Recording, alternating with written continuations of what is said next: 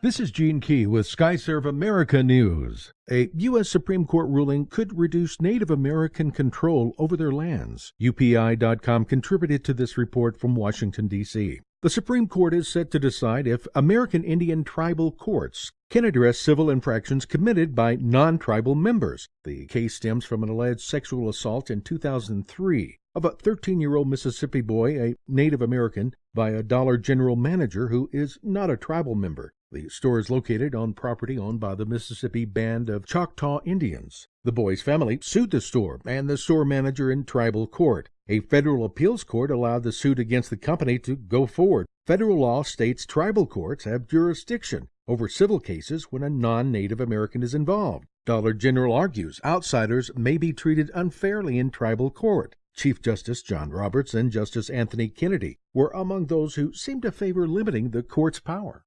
As individual states begin to regulate GMOs, the food industry says labeling of genetically modified food would be costly and misleading to the consumer. The AssociatedPress.com contributed to this report from Washington, D.C. Food companies are mounting an aggressive year-end push to head off mandatory labeling of genetically modified foods. The food industry wants the labeling to be voluntary, and it hopes to get a provision in a massive spending bill that Republicans and Democrats want to wrap up this week. If that becomes law, states could not require companies to disclose whether their products contain genetically modified organisms or GMOs.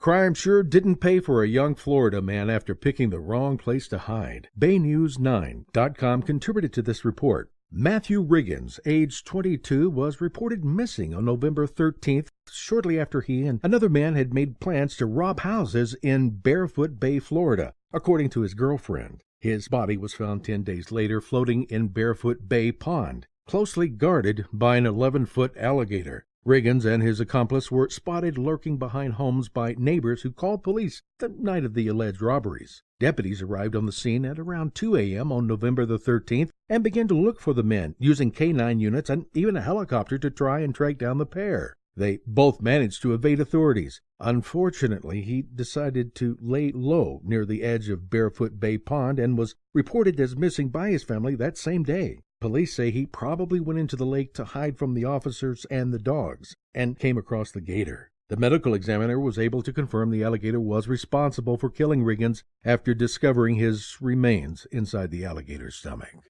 This is Gene Key, Skyserve America News.